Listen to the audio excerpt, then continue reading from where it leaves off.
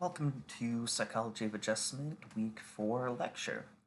Today we're going to go over topics that primarily concern the vocational domain. So as you're going through this and as we get closer to getting ready to post the midterm assignment and when you go to work on it, if you're covering the vocational domain, this is going to be a week that will be quite helpful for you. So we'll go over a few of the topics in the text itself, and then we're going to focus on more of the applications that the text doesn't necessarily go over. And so this lecture will be pretty helpful to kind of complement that. Um, so really quick here, the industrial psychology and organizational psychology fields. So those are subsets looking for the workplace, looking for how we understand workers and motivation, how to do training, how to best work with people in an effective manner.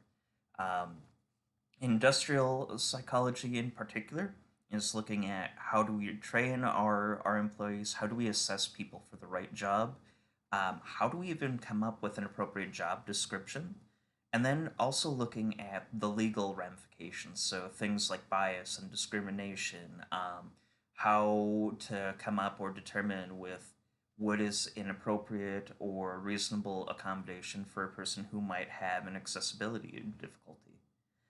Organizational psychology is focusing more on the structure of the business, the culture of the workplace, leadership styles and management, more on the motivational side with employees and workers, and the impact that relationships within the business and the workplace has on the overall effectiveness and way that people and their internal sets of motivations and relations can impact the business on the external, looking at like customer care and productivity. Then, lastly, the text talks about the human factors. So, we're looking at things as simple as how does the fit of a desk impact a person? How does the use of proper posturing impact the effectiveness and the longevity of workers? How does the materials provided, whether we're talking about training or safety postings, how quickly can a person look at that, engage with it, and absorb the knowledge and message that it's trying to be sent across? So finally, we're going to start looking more at the adjustment pieces here, right? So we're going to go a little bit all over the place. We're going to bounce around a little bit. Um, but in adjustment, we're going to be looking at several different factors here. Again, adjustment psychology is more applied psychology. How do we actually put this into practice? Less about the theories. So the theories, the history that the book covers, it's useful information. It's kind of nice if you go on Jeopardy. If you're going on for a higher degree in psychology or sociology or in the medical fields, that stuff is going to be a lot more important. But for this class, we're looking more at the applications. So in adjustment, we're going to be looking at more the interpersonal side of it. How are you communicating with other workers, with your bosses? How is the culture of the business impacting that? How to prep for interview skills, looking at your workplace values, looking at your actual needs in terms of employment and your wants, looking at the risks, your personal motivation, and some of the ethics behind it. Some of this stuff is going to come up again several times throughout the semester. Again, while we tried to pick specific domains, specific pieces of your mental health, of psychology, we're all connected, right? You can't just cut out one little piece of yourself and say we're not looking at that anymore. Every piece of a person's psyche, every piece of a person's mental health, and the way they react and adjust to the world impacts and interacts with all the other pieces. So if you're like, man, the same topic has come up about 18 times already this semester, well, that's part of the field. Um, so let's break some of this down. Your interpersonal skills, that's going to be looking at not just how are you getting along, how are you communicating with your boss, with your coworkers, If you're a manager, supervisor, owner of the business, how you're working with your customers, how you're working with your employees, um, how you do conflict management. What is what is the thing you want from the workplace, right? So part of this when we're looking at the adjustment in the workplace is, do you want to be working in a field with a lot of folks? Do you feel like you want to be dealing with a lot of people, or are you happier working independently? Looking at how do you develop teamwork? How do you use your iMessages in conflict? And these are things we're going to come back to and give more in depth information in the coming weeks. But these are pieces of it that you have to kind of assess and evaluate for yourself. Your interview skills. Now, the chapter talks about for structured and unstructured interviews, right? And we'll be uploading soon a list of several interview questions and pieces of this. The adjustment for some of you going into some of the other technical fields, electrical maintenance, IT. Some of you are going to actually have a whole course devoted to this stuff. So we're not going to go too incredibly in depth with this, but your structured interviews are very formulaic. Your unstructured, it's going to be open ended. It's going to be going around. One of the things to keep in mind is that you can practice a lot. You can talk to yourself in the mirror. You can look at the set of interview questions, but also look at and review. There's certain questions that employers cannot ask you in an interview, and that's going to get posted as well. We're going to have another chapter, another week specifically on ethics, and when we get to those, the ethical, the allowed questions, we're going to cover those more in depth. But think about how you want to do an interview, and also think about when you're interviewing, whether you're interviewing another person or you're interviewing for a job. Part of the adjustment in this, part of the application is, if I'm going for an interview, that as much as that employer is looking to assess me, how can I use that interview to assess the employer to figure out how is this right for me? How is this a good fit? So with that, part of this adjustment is learning and developing those skills of asking questions, right? What is the workplace culture like? Is it friendly? Is it jovial? Is it formal? Is it very, for a lack of better terms, is it very uptight? Is that something I want? Or do I want something a little bit more um, loose leaf, a little bit more loose on the language? Maybe I want to be in a workplace where I can swear. Maybe I want to be in a workplace where I don't necessarily have to worry about sugarcoating, speaking very formally, or engaging with the customers or the clients themselves. Looking at that aspect of the job and inquiring about that, inquiring about the pay, inquiring about the benefits, the expectations, where the company is going to be going or planning to expand or not expand. If you don't want to work for a large company, then that's the opportunity during that interview to ask that company, hey, what are your long term goals? What are your long term plans? Are you looking to expand your operation to have 50 different locations within the state or the region? Or are you looking to just stay a small mom and pop store on Main Street? So, those interview moments, those are going to be useful for you to assess that employer just as much as they're assessing you. Um, Workplace values. Now, this one can get a little interesting. One of the pieces of this week is for you to fill out an assessment, an inventory, and reflect on that. That's your discussion piece of it for this week. This goes beyond like ethical workplace, having a good work ethic, of showing up on time, of making your appointments, of being there or calling in advance if you know you can't show up, following the procedures.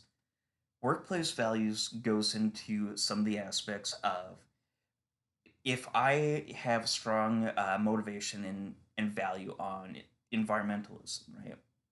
There's a trend within some of the businesses and employers these days to be a green workplace.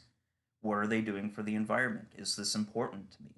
Do I want to be working for a place that is putting out a lot of recycling, investing in green technology, alternative energy, um, putting money into helping out the community? Do I want to be working with an employer whose business and personal views line up with maybe my own political views or my own spiritual views?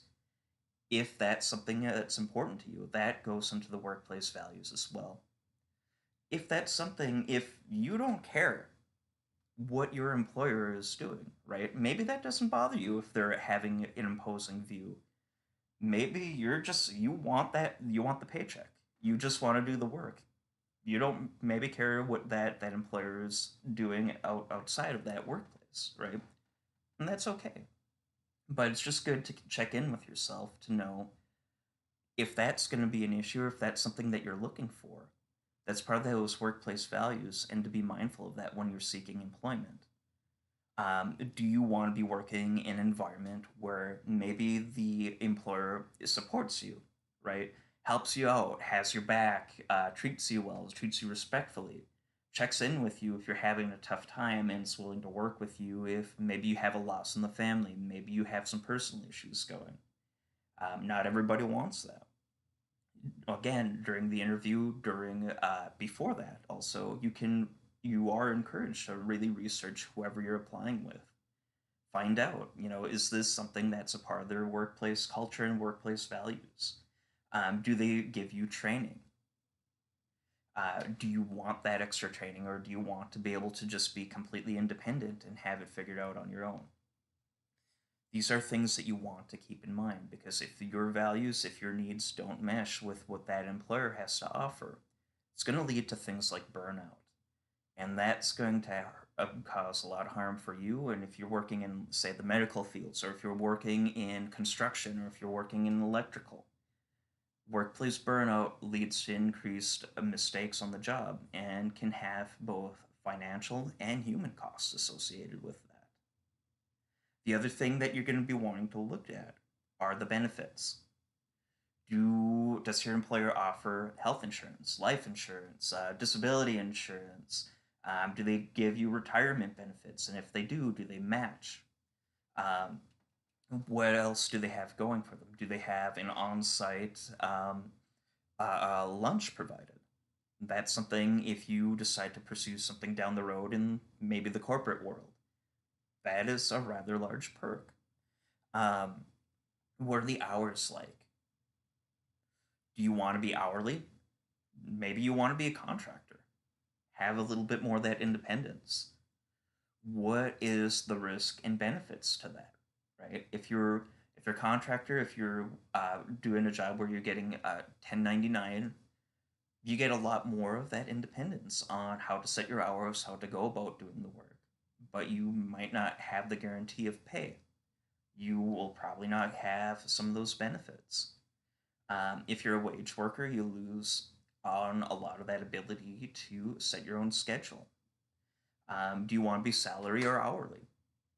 There are different benefits and risks with all of that. But understanding what is your priority, what are your specific needs, um, what are the risks to you? We're talking both physically, mentally, financially. If you're working in the health fields, does this potential employer look at your personal safety? What do they have going on that if there is a belligerent person that comes in, what safety protocols are in place? Do they value your safety, and do you feel that your concerns are being met?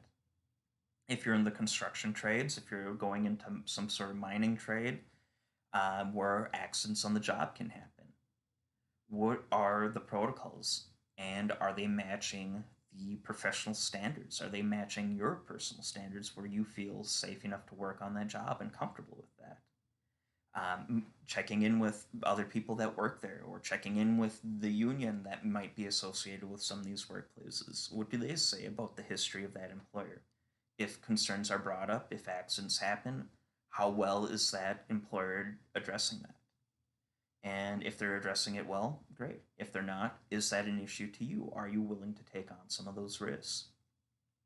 If you're, again, going into the medical field or any of the trades, if that employer is not matching and following professional standards or ethical standards, what are some of the risks to you if you have a license, for instance, a nursing license, or if you have going into a trade where you have to go to journeyman to master to, whatever?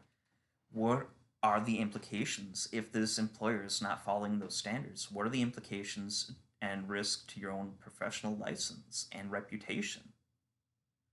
So, looking at some of those risks, both from that physical safety, that professional standard and liability, and then your mental health as well. If you're in a high stress work environment, if you're in a work environment that has a quick turnaround, maybe you have to work 412s, maybe you have to go on call, maybe you're just expected to show up at the drop of a hat. What sources are in play, or what do you have to better handle that stress so that you don't experience workplace burnout? What is your motivation for work? If you're going into nursing, if you're going into electrical maintenance, if you're going into IT, if you're going into medicine, if you're going into business, why are you going into those fields? What are you looking to get out of that? If you're not enjoying the work, or if you're starting to dread going into that field, what is the feeling behind that? Motivation can come from a lot of different areas. It can come from, if I'm looking for my work to fulfill me in terms of feeling creative, in terms of feeling professional, in terms of having a reputation, getting accolades. That's something I need to be mindful of. Does my family background give any amount of indication or value with the work I do? If I'm coming from a family that maybe they don't value going into the trades, and that's something I want to go into, but instead I'm following maybe background values, cultural norms of what a man or a woman should do, or what a person of a particular cultural, spiritual background, what's acceptable to that, and if that's not matching, how do I work through that? Um, do I just want my work to be for the financial gain? Do I just want the money? Which is okay, right? Some people go into their field because they're looking for an easy job. They're looking for a stable work. Looking for money. They're not necessarily looking for their work to complete them or to be their identity. And if that's the case, then it's important to just make sure that you're checking in with yourself. What are these other human and emotional needs that you have, and where are those being met? And if they're not being met, how can you start meeting them? And it doesn't necessarily have to be through your career, right? And again, ethics always plays a role into it. So again, we'll get back to this later on, but things to keep in mindful of are the professional standards of your field, the laws of the state and the feds, the employer practices and policies, and understanding before you get to that job place what has the higher priority, and what do you do, or who you can go to if something's not being followed correctly. Um, I'm a mental health therapist by trade. If something isn't being done correctly, if I discover something off by either a colleague in the field or an employer isn't doing what they're supposed to be doing, in some cases, I go to the Board of Behavioral Health. In other cases, I might actually make a report to an insurance company. I might talk to the American Counseling Association for some reference on what are the professional standards. Um, it might be a board of another provider. Maybe it's the social work board. Maybe it's the board of medicine. Um, then knowing who trumps who. So in my field, laws trump ethics. If there's a law and maybe I don't feel it's ethical, maybe the American Counseling Association might not feel it's ethical. Maybe the Board of Behavioral Health doesn't feel it's ethical. But at the end of the day, in my field, the gold standard is laws trump ethics. And we have to follow the laws instead of the ethical guidelines if the laws and the ethics don't coincide with each other. The other thing to be aware of are aspects of employer fraud and other rather just disastrous and very much not okay practices. So, quid pro quo. And we'll cover this again when we get to the ethics chapter, but literally means this for that. And often in the workplace, if quid pro quo is going on or is being attempted, a lot of times that might be an employer asking a favor for either a promotion or to maintain your job or to get a raise. And unfortunately, quite often, this can be something of a relationship or sexual nature. Not okay, not allowed by any contract, by any means. Understanding and recognizing quid pro quo and knowing who to go to. And again, that might be consulting something like legal aid. It might be consulting the Department of Labor. Um, if depending on the case and what exactly is going on, might even be going straight to the police. But keep in mind, if quid pro quo does happen, if you experience something like that, there are resources out there to help you out. But that's a major no, don't. If you're in a management position, if you're the owner of a business, do not engage with that. Um, Other aspects of ethics to keep in mind is the American with Disabilities Act. Employers must make reasonable accommodations for any sort of disability or accessibility issue. Sometimes this needs to be documented, um, but ultimately, if a reasonable accommodation can be made, a hiring decision cannot be made based on the inconvenience or the cost of that reasonable accommodation. That is a direct violation of the ADA if a person is either fired, passed over for a promotion, or not hired based on that background.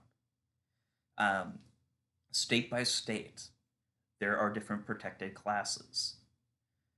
Not every class of person is protected by the federal guidelines, by the federal laws.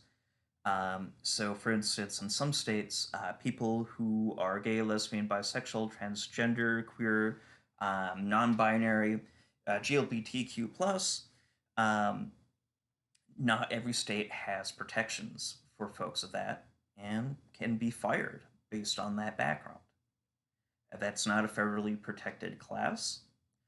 Some states have it where they have a lower age for protection than what's protected by federal law. There's a set age that after that, if decisions are made for hiring or firing or promotions based on a person's age, that's age discrimination and it's a protected class. So it's important if feel you are passed up for a promotion, if you're fired, if you're passed up for a position and it's based on a status, part of your cultural, ethical, spiritual, gender identity, sexual orientation, any of the above, race, ethnicity, all of that, if you feel that's happened to you, it's important to call legal aid and get some advice because in some cases you might be protected and others you might not be. I'm not a legal expert, but I would say that when in doubt, consult legal aid. Get an expert on board to help you out and navigate that. So, the next really important thing when we're talking adjustment is the work life balance. And you can Google this, right? You can do a Google search, work life balance, tips, tricks, standards, or work life boundaries. And you'll get about a million different results coming out with a million different tips. But some of the basics, some of the universals are learning to say no. Or learning to know what's your job description, what's your part of your contract, what's part of your responsibility. And knowing when you have too much on your plate and telling people no. Now, that might not be easy to do in some positions. Some jobs may not listen to that, or they may say miscellaneous assignments as needed as part of your job description. So it can be hard to set that boundary, but it's one to learn. It will keep you in the workplace, it will keep your sanity and your stress levels at a much more manageable pace. Um, some contracts, some job positions actually have a percentage of what each job description, which each job role within that position should be. If that's the case, check into that and know that that can help you set that boundary. When possible, keep your work at work. This means not checking your emails after you're done. When you're off the clock, the emails stop being checked. Um, some positions don't allow that. If you're a contractor, if you're the owner, if you're in the mental health field, for instance, there's some cases where if I if I'm on vacation, for instance, I have to be checking my email at least daily. If there's some sort of emergency going on and I see that, I have to act on that. There's certain ways within the field that we can set it up that you can mitigate that. Whether that's having an automatic forwarded email or saying you're out of the office, contact this person if you're in need of services. Um, there are ways to mitigate that, but when possible, if it's not in your job description, if you're not being paid for it, the emails, stop checking them when you're at home. Learn to not answer workplace texts. That's becoming more and more of a problem in with all fields, whether we're talking a technical trade or a health field, corporate office, IT, what have you. It's so easy to text back and forth, and then suddenly you're doing work at home, probably not being paid for it, and instead of resting and recuperating and attending to all those other human needs that you have, you're doing work off the clock for free at home and you're not resting up. And the problem with all this is that it leads to burnout. Burnout can occur for multiple reasons. Maybe you don't enjoy the work anymore. Maybe the work has changed, but maybe you're overworked. You're doing too much. Your boundaries are poor. You're not focused on it. You're not enjoying it. And maybe you're not being treated properly by your employee. Burnout can happen for a lot of different reasons. And while this might sound a little maybe flighty, right? Maybe that we might want to say in some cases, or at least this is something I've heard. Don't believe it, but if a person's burning out, maybe they're just not cut out for the job. Maybe they're not strong enough, not this or not that enough. It's not the case. It's a sign that of wear and tear on a mental level, in some cases on a physical level, and that person could use some time off, some moments to reflect, or some changes in the way that the work life balance is playing out. And in some cases, that individual might need to make the changes. In other cases, it might be employer's side, often a little bit of both. The problem with burnout is that it leads to an increase of impairment. Impairment in this case means that you're not performing your job adequately, competently, or safely because maybe your mind's not on the game, maybe you're too fatigued.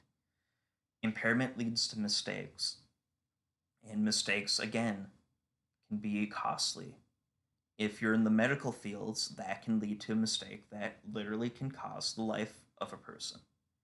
Um, if you're in the technical trades, again, if you're in electrical maintenance and you make a mistake, electrical fires happen and they're dangerous and they're costly, both financially and to human life.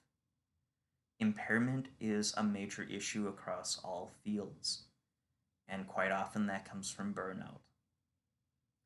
So keep in mind in that work life balance that it's important, not just for your well being, not just for maintaining the job, but also for the people you're working with. It's a community outcome that gets involved with that. Um, Other pieces of this work life balance that you're going to want to be checking in with and consulting with yourself and really reflecting. How much of a commute do you want? Do you want to spend 4 hours on the road every day? Do you want to be taking a long commute if you move to the cities or if you're already living there? Some of you are taking this class from a fair distance away from Hibbing. Do you want to be stuck in traffic? Is your workplace far away from you? Is it realistic or unrealistic, or are you willing or unwilling to move closer? Um, if you're looking to move for a new job, looking at that commute. Are you moving to a community where maybe you're going from somewhere that has a good bus system, a good light rail, a good public transit, that you don't have to have as much of a stressful situation with that commute, to a city that doesn't have that set up? Are you moving from a place that doesn't have to deal with snow and ice to suddenly you're going to maybe northern Alaska? Um, how does this impact your family? How does this impact your social life, your friend network, your social supports? Those are other factors that you want to consider when you're looking at that work life balance. Um, your personal pursuits. Are you looking for this job to be the end all? Are you looking to be challenged? Or are you looking for something that's going to be easy? Are you looking for something where you can move up that ladder in your career? Something that'll lead to, I don't, maybe management and maybe supervision, um, maybe being able to transfer to a different location, right? Looking into all that is a part of the this industrial and organizational psychologic field when we're applying it to you as individuals for adjustment. Um, Again, looking at the company culture, already covered that. The values of the company, how you're being treated, um, the workplace safety guidelines, what's allowed, how do they treat conflict within the workplace? If reports are being made of something like discrimination or a hostile workplace environment, what's the company's history on how they address it? Or if they address it, how do they have a history of treating whistleblowers poorly? All of this is part of that work-life balance and taking in into account some of these things that you really need.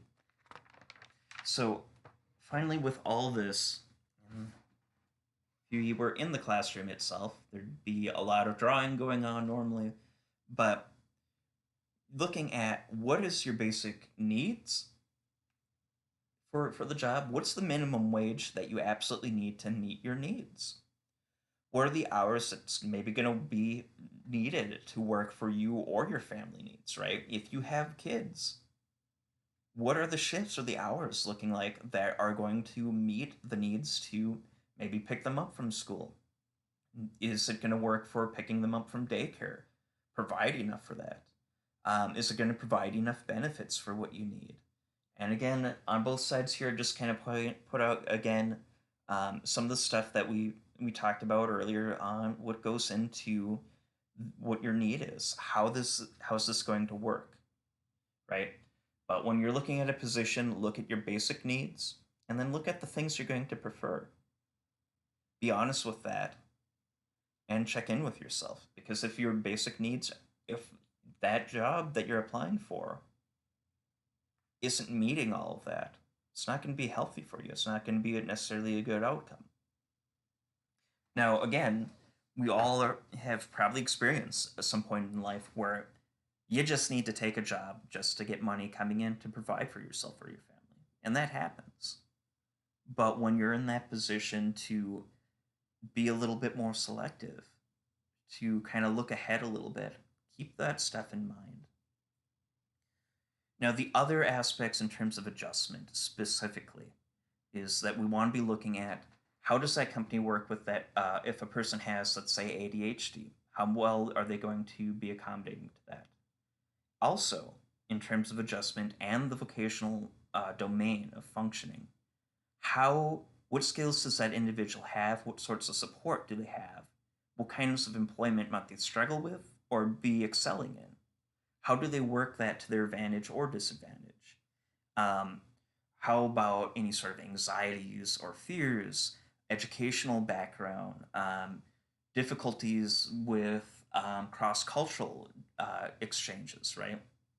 Um, if I'm from, let's say I'm immigrating from a foreign country and I'm coming to northern Minnesota, maybe I'm coming from a place that was tropical in nature, right? Very warm all year round, and I'm looking at picking up a job that's primarily outdoors. How am I going to handle, or what might I need if I take an outdoors job and this is going to be my first winter? What sorts of supports would I need? What kind of training would I need? What equipment might be expected? When you're looking at the vocational functioning domain, you're looking at how that person adjusts and acts and the knowledge that they have, including stuff that might have been passed down from their ethnic or cultural background, their family background, um, to their spiritual background. Some faiths need or require time throughout the day to do a few prayers. Is that employer going to be willing to work with that, or is that going to cause some problems?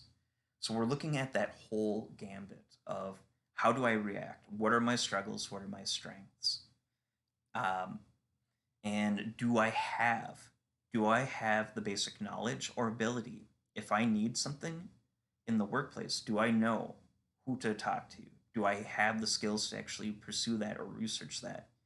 And do I feel enabled? Do I feel empowered? Do I feel comfortable to voice my needs or my concerns in the workplace setting? Those are all pieces of that. So finally here, I'm just going to pull up our inventory. And when you go to fill this out, and I hopefully made this clear, but in case I didn't, um, you don't have to type this all up. You don't have to print this part out. I just want you to go through, print it out, and check it off for your own records, or you can use a piece of scratch paper if that works for you. To go through here and just check off whether each of these things are always important, sort of important, not important, right? There's a whole boatload of them from different pieces of workplace values and ethics, right?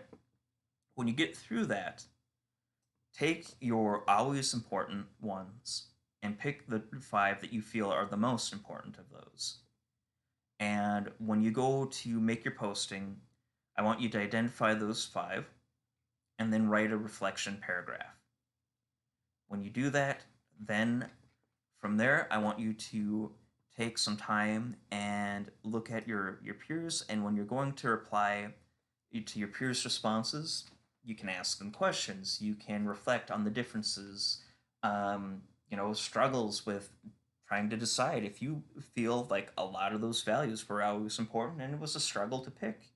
Kind of explain why, compare, um, and review with each other, or how might those values be positive for your workplace or make sense, or after doing this, maybe you agree or disagree with what that's telling you. But that's it. Um, the use of that, of these inventories, right? We can call them assessments, we can call them surveys, we can call them inventories. But the use of these, they're never meant to be the ultimate. They're never meant to be the end all. They're meant to help guide us.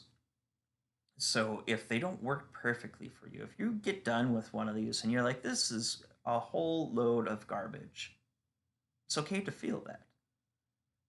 Review and use this, reflect on it, and explain why you agree or you disagree with it. But these are never meant to be that end all. They're just meant to be a tool to help us out. And sometimes those tools work and sometimes they don't. But we can never have a perfect tool for all things, so we do our best and we take what we find useful from these and we run with it. With that being said, I think we'll stop here for this week. And again, if you have any questions, feel free to shoot me an email or pop in during the open office hour time. Um, I will talk to you all again next week.